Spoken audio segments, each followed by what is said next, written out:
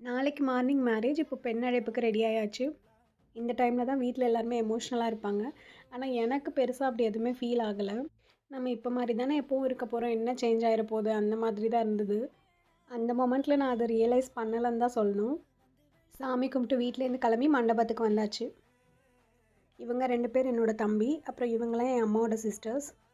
இதெல்லாம் என்னோடய பிரதர்ஸ், இது அவங்களோட பிரதர்ஸ். கொஞ்சம் பர்சனல் ஃபோட்டோஸ் எல்லாம் எடுத்துகிட்டு சாப்பிட போயிட்டோம்.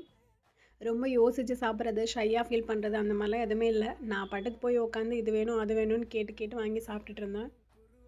என்னதான் இருந்தாலும் நெக்ஸ்ட் டே மேரேஜ்னால் எல்லா பொண்ணுங்களுக்கும் கொஞ்சம் பயம் இருக்கும். ஆனால் நான் அப்படி எதுவுமே யோசிக்கவே இல்லை. நான் பாட்டுக்கு யாரோட ஃபங்க்ஷன்லேயும் இருக்கிறது மாதிரி நல்லா சாப்பிட்றது, நல்லா எல்லார்கிட்டையும் பேசுகிறதுன்னு என்ஜாய் பண்ணிகிட்டு இருந்தேன். Then outfit change, same hair style தான் அப்படியே எடுத்து ஃப்ரண்ட்டில் போட்டுட்டேன். சும்மா ஃபோட்டோஸ்க்காக இந்த ஒரு கெட்டப். தென் மாப்பிள்ளை கையில் மெஹந்தி போட்டுட்டு தூங்க போயாச்சு.